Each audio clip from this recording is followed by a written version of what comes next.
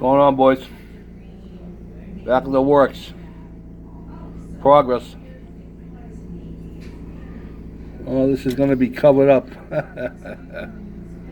Oh, well, what are you going to do, right? This is upside down.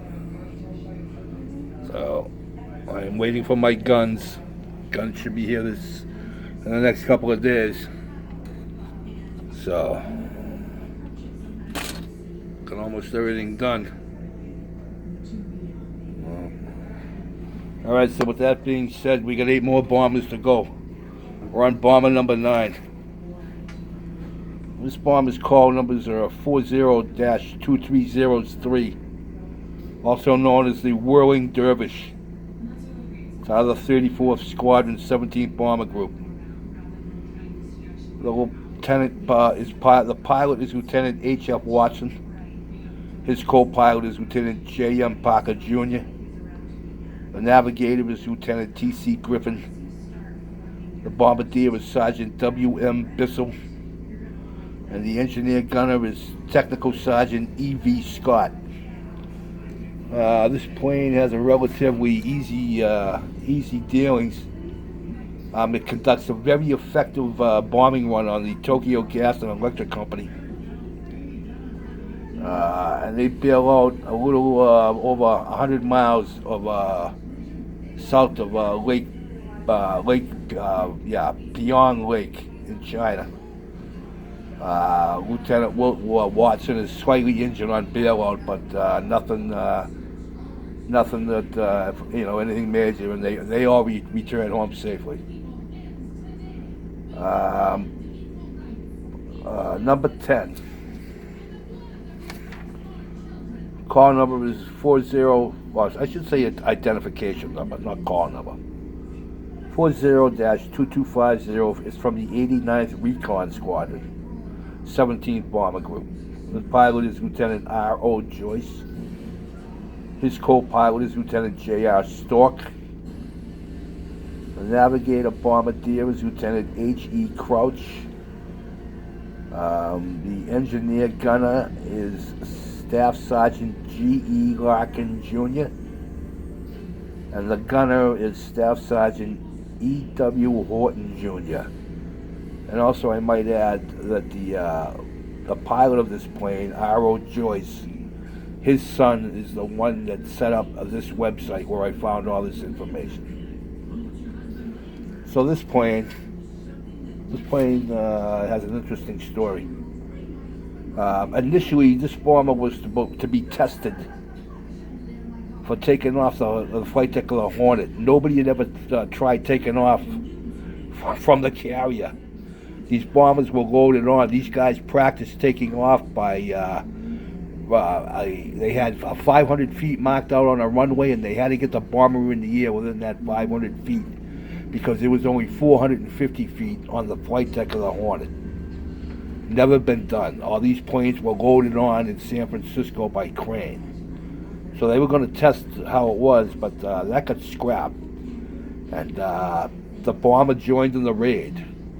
And a very highly successful bombing of Japanese Special Steel Company and other targets. They don't say which. Despite heavy AAAC anti-aircraft. And they were attacked by 9 fighters. This plane suffers the most damage, and they end up with an 8-inch hole in the fuselage. But they still managed to make it to China, and they all bail out and all are safe. Number 11. This identification number 40-2249, also known as the Harry Carrier, 89th Recon, 17th Bomber Group. The pilot is Captain C.R. Greening. The co-pilot is Lieutenant K.E. Reddy. The navigator is Lieutenant F.A. Kepler. The bombardier is Staff Sergeant W.L. Birch. And the engineer gunner was Sergeant M.J. Gardner. This plane. Upon reaching Japan, this bomber flies over an active military base. where it comes under attack by 4 fighters. Now the gunner shoots down a fighter and cripples another, where the bomber they still manage to get away and bomb their targets, which were an oil refinery and a storage area. And on their way to China, they fire on 3 patrol boats. And I'm not sure if they sunk them, but they definitely fired on them. They make it to China. And upon bailout, 2 guys get hurt. One of them breaks his kneecap and gets a scalp wound. And the other guy sprains both his ankles upon landing. Yet all of them make it safely. They are found by the Chinese and all make it safe back to the States. Plane number 12, bomber number 12. 40-2278, the Fickle Finger. 37th Squadron, 17th Bomber Group. The pilot is Lieutenant W.M. Bauer.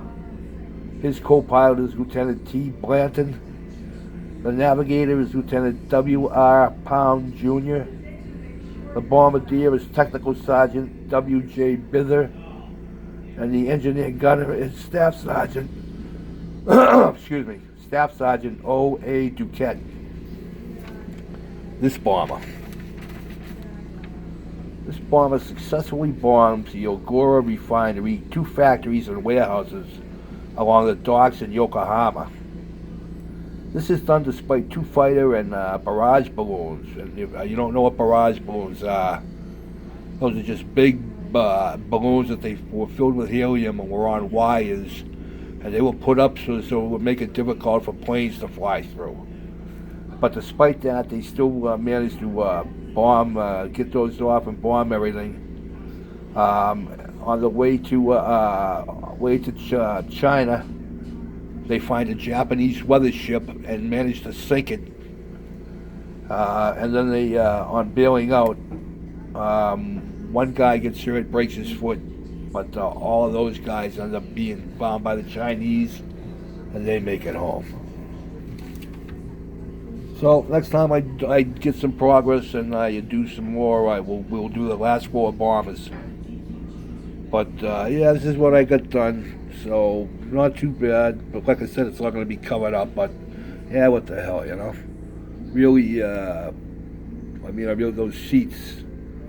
Those are the aftermarket seats. They're just unbelievable detail in them. They were pretty cool. Like I said, I couldn't use the engines, but I'll find something for those, you know. And I got like I said, my machine guns are coming. Last night this is a turret gun.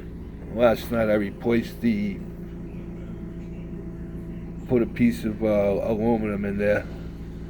They will move. They move now. So, and the turret will turn. But I'm just waiting for new barrels. I got new barrels coming. These are pretty chintzy. I don't like them. So, we'll see what happens. I got 8. There's 8 barrels that came in a pack. Yeah, you know what I mean.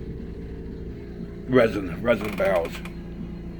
And they were 8 on a thing, but this thing's got there's 5 guns up front, 2 on the side, 2 up top, and 2 out back. So somewhere I'm going to be having to use what I got.